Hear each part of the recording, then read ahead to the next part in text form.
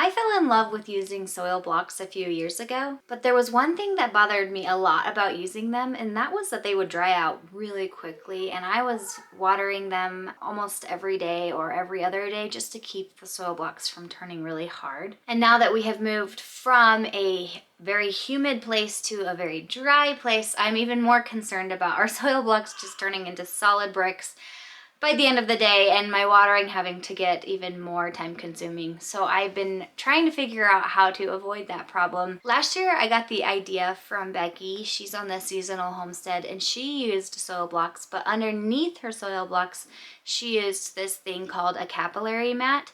And I decided that I was going to give that a try this year and see if we could have better luck with our soil blocks not drying out. So I ordered some capillary mats and I started to organize my thoughts around how I was going to set up our seed starting station. In that process, I realized we had another problem, and that was that with capillary mats, you need the mat to be able to dip down into a basin or a reservoir of water so that the capillary mats can soak up the water and bring it below the soil blocks to keep them moist. So I had to take a few days to really think and ponder about what we were gonna do instead. And then I came up with this brilliant plan. Well, I think it's brilliant. You'd be the decider, but this is what we ended up doing.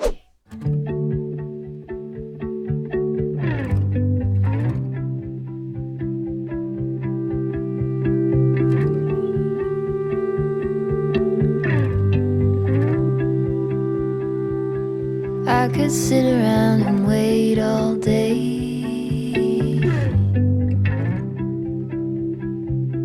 You lay easy on my mind. It has taken all that I have to wait until March before starting some of my seeds. But with our growing zone, our last frost isn't until May 30th, which is the shortest growing season I've ever lived in. Anyway, so I've started a few things like the onions back here, but I am about to start tomatoes and peppers. And for that, I wanted to rig up a different system. So once you've lined your trays with the capillary mat, the mat actually has to hang over the side and dip down into the water. I've been racking my brain on the best way to do that with this system I have. I've seen people put their trays on top of other trays like this and then have the mat hang over into this. But I was thinking I could probably use these other little trays that I have and have them zip tie them underneath, and then just when I need to water, I can just pour water into them here. I'm gonna play around with this and see what I feel like is the best setup, but I think once I get it set up, I can leave these orange like reservoirs where I pour water in on the shelves forever, and so that I can use that every year. And you can actually reuse your capillary mats as well.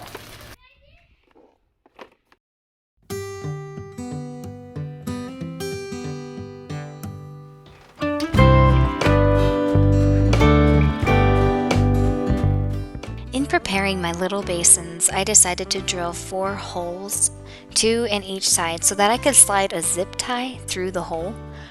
Once I was able to drill all of the holes, I slid the zip ties through all the holes.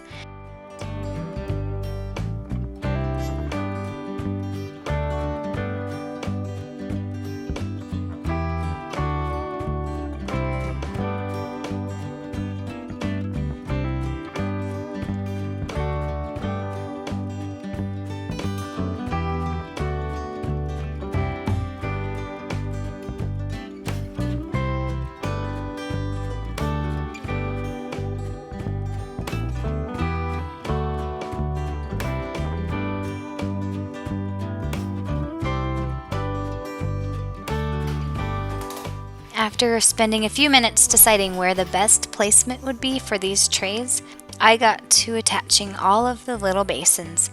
If I need to adjust these in the future, I can just re-zip tie them to a different place. But like I said before, I would really like to keep these trays here year after year.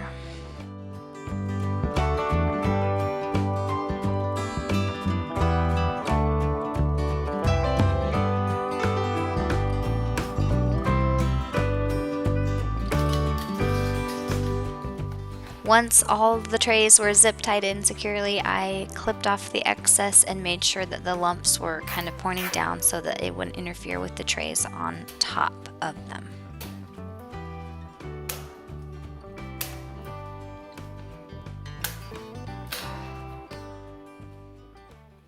Next, I began working on cutting out the capillary mats for each tray. I measured the width and the length of the tray. I added several inches to allow for the mat to hang over and dip into the basin. And because my mats needed to pass through the metal wires on the shelf, I added slits.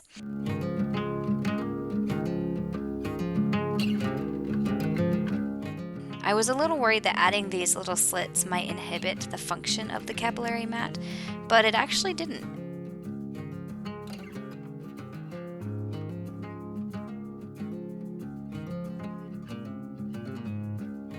Once I got all of the mats cut out, I began preparing all of the trays.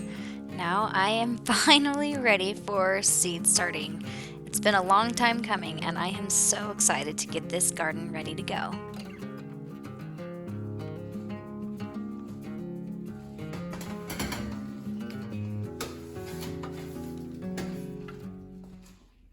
I usually like to make my soil blocks outside. I don't have a very good setup here at our rental, so I'm doing them indoors. I also lost the normal tub that I use to mix the soil in, so I'm actually using one of our toy storage bins from IKEA. When I first used soil blocks, I thought you had to use their special mixture recipe from Elliot Coleman for it to actually work. It has a lot of ingredients that are kind of annoying to try to source, and in my opinion, it's just annoying to make. So I have been playing around with different soil mixtures, and I have realized that the soil blocks are not picky. Right now, I am just using a regular old potting mix, and it is working just fine. I know, you're supposed to use a seed starting mix to start your seeds, but I will let you in on a little secret. Potting mix is much more affordable and works well too. But if you're super concerned about that, go ahead and get yourself a seed starting mix and it'll work just fine too. I think my favorite mixture though has been half compost and half potting mix, a 1-to-1 ratio. Anyway, I just love testing the system and seeing what actually needs to happen. Just a little tip for when doing soil blocks is that you need to add a lot of water into the soil. You will want to be able to squeeze the soil until the water drips down. If your blocks are crumbly and not forming well, add more water. I'm going to do 3 trays of a few varieties of tomatoes. There's about 24 soil blocks in each tray. And then I will do 2 trays for peppers.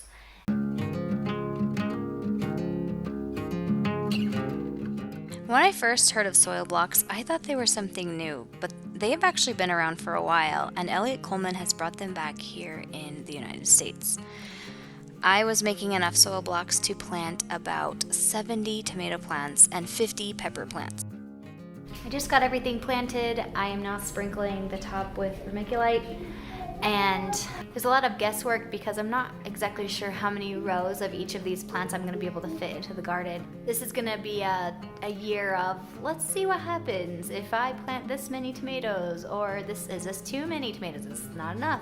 Do I want more peppers? So this is kind of my test run year for planting all of the veggies to just get a feel for how much space I actually have in the garden and how many of each vegetable I actually want.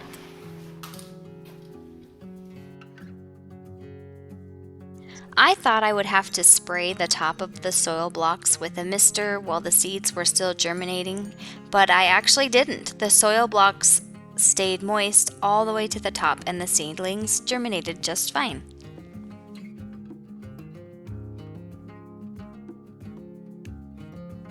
It looks so good, you guys. So an update on the capillary mats.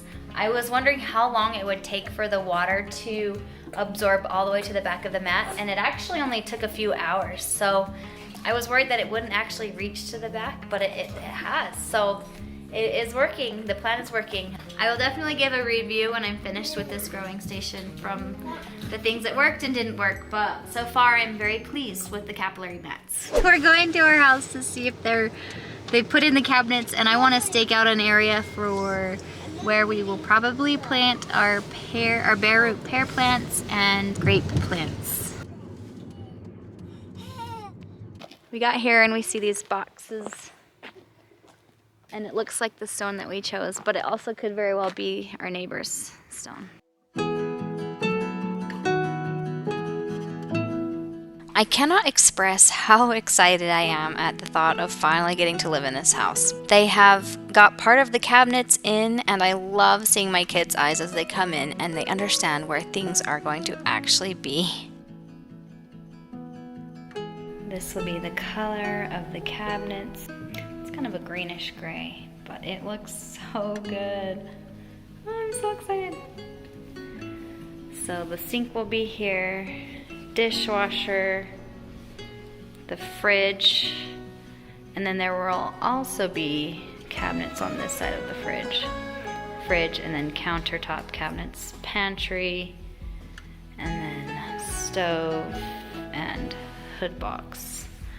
The hood box and the island will be the stain color of the island. And so that's what it looks up against the floor.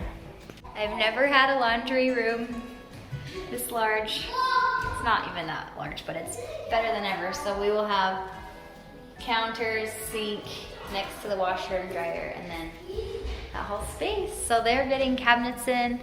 I've matched our kitchen cabinets to master bathroom.